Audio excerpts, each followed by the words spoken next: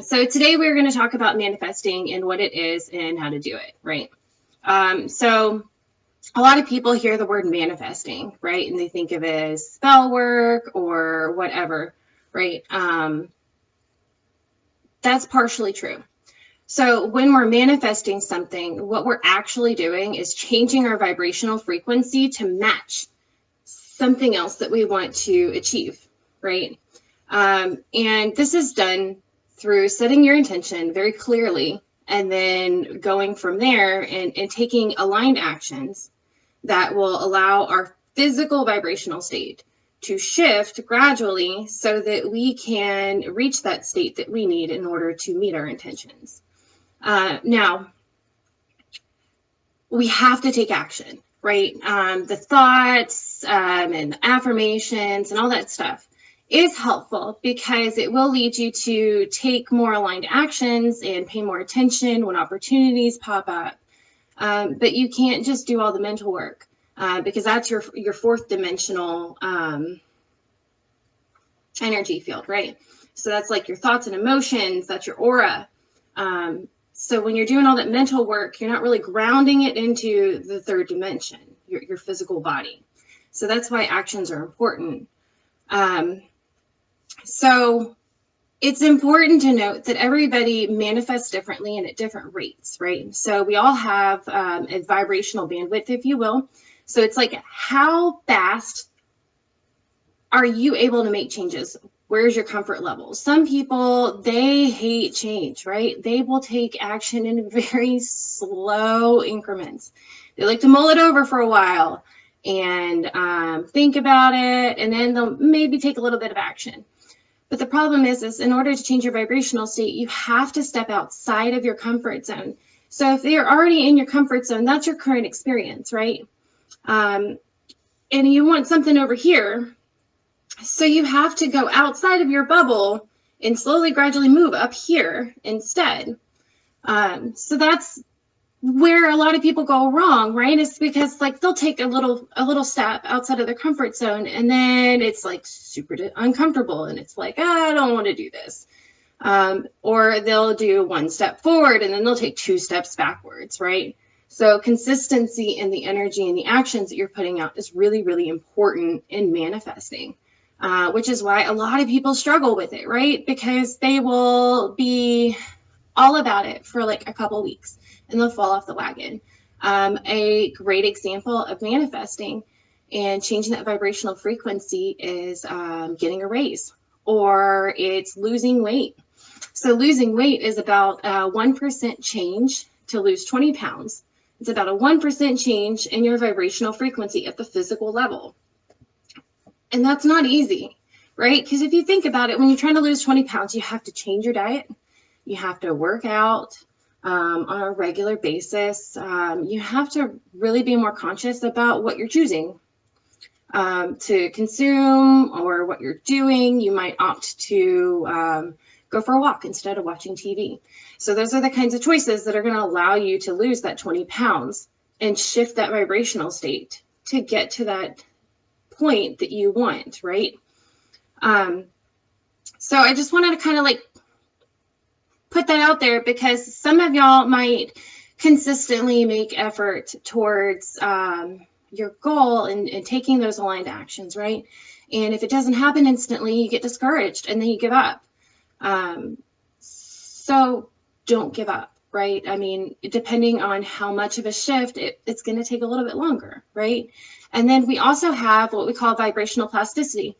So this is the available percentage of your energy body and your time in your day that you have to make different actions, because our day is filled with work and kids and family and all these other day-to-day obligations, right? So it's like your free time, if you will, right? It's your availability to actually take those changes and make those changes. So somebody that's like working 3 jobs and has kids and they're married and they have like all these different things that they're involved with, they might have a very, very small vibrational plasticity range, right? So it's a lot harder for them to be able to take those new actions. So that's where you have to really look at and identify those places in your life that need to go to make room for the new change and the new things that you want. All right. So that being said, let's talk about intentions. A lot of people set these very vague general intentions, right? Which is not really helpful. Clarity is what helps us when we're trying to manifest things. So we will want to make sure that we really visualize and get specific, like see that picture.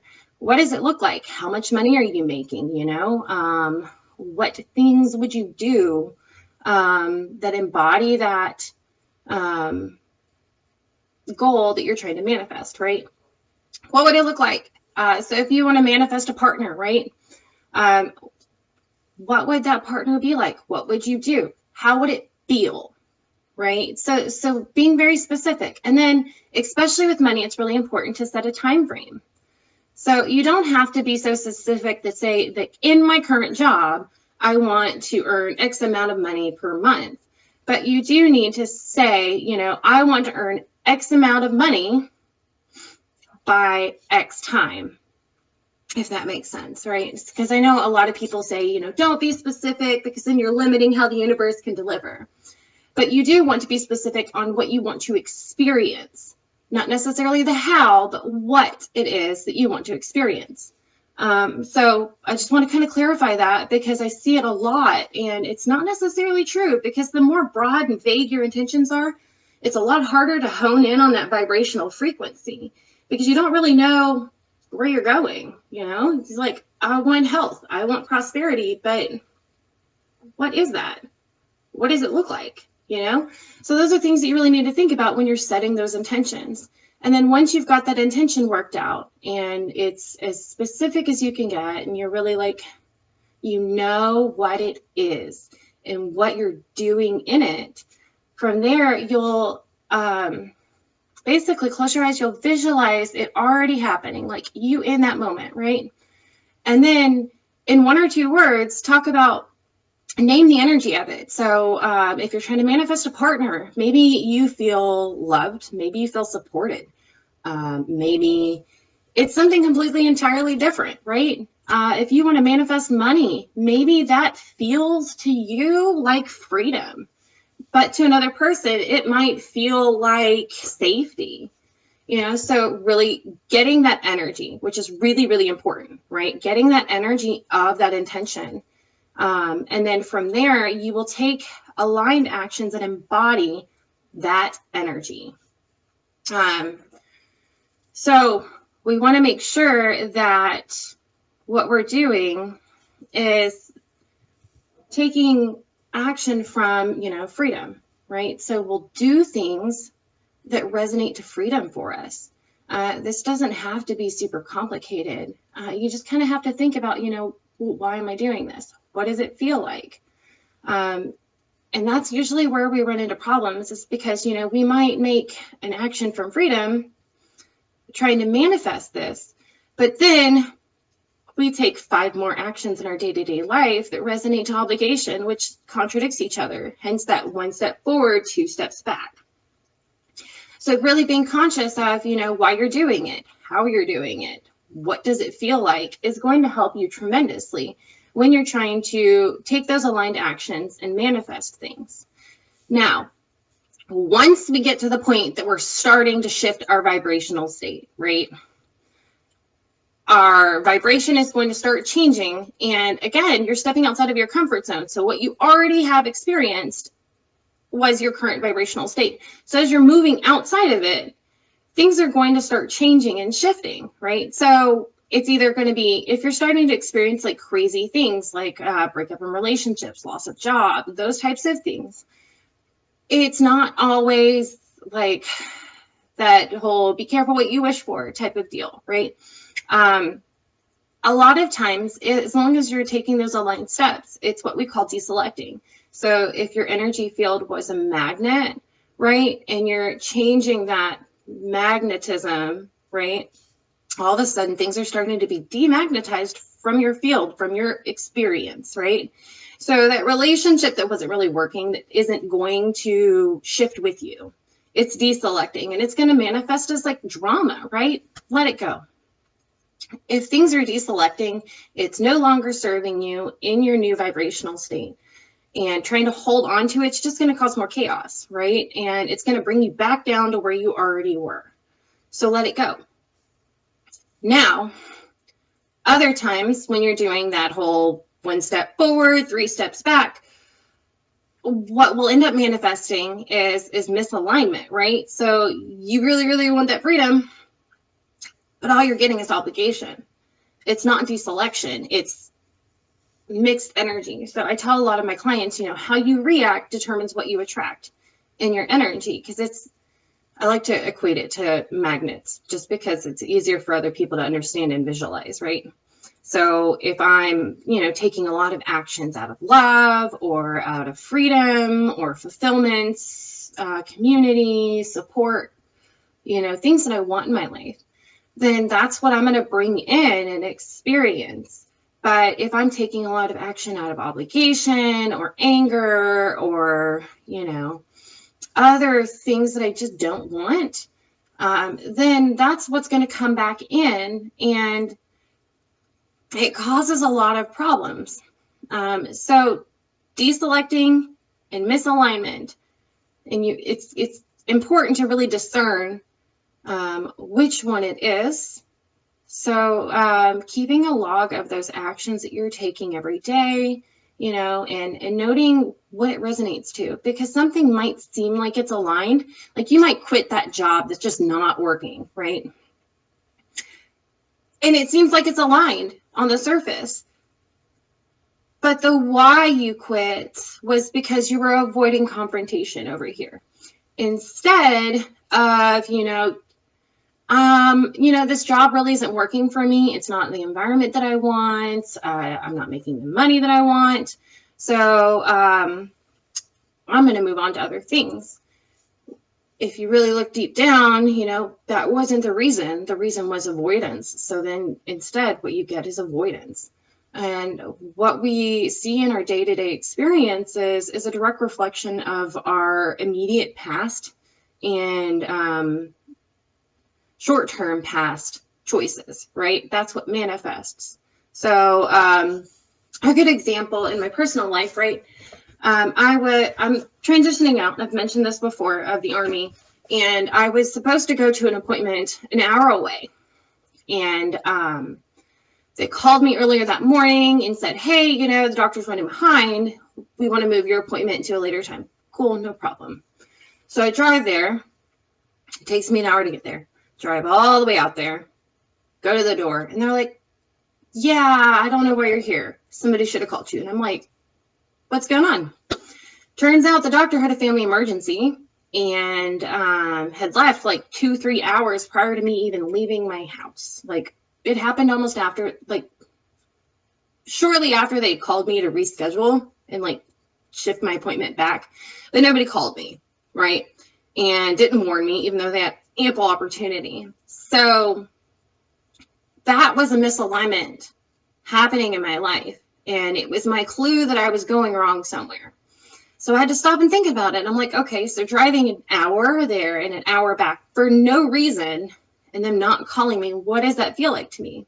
Well, for me, that feels like a waste of time. So then I'm looking at, my more recent actions. I'm like, okay, where does wasting time resonate in my actions? And I'd been procrastinating on some things that I really didn't want to do, but needed to do for my transition. So I was able to figure out where I was going wrong and shift course so that I was back on track of manifesting a quick, expedient exit from the Army, right? Just kind of give you like an example so that you can kind of understand this a little bit better, because it can be a little confusing at times. All right. Next, I want to talk about thoughts versus actions. And I talked about this briefly, right? So if you're doubting yourself, right, as long as you are not taking action from it, it will not affect you. But what happens often is we have all these doubts, and then subconsciously we are taking action from it without even realizing it. And I don't know if y'all have seen my post about, you know, the importance of shadow work and how it ties into manifesting, but essentially, what happens is if you have all these unconscious patterns and beliefs, you're taking action from it on a day-to-day basis without really understanding what you're doing or noticing what you're doing, right? So when you're doing that, you end up in a misaligned state, and you're attracting a whole lot of what you don't want. And, you know, beliefs are always self-affirming.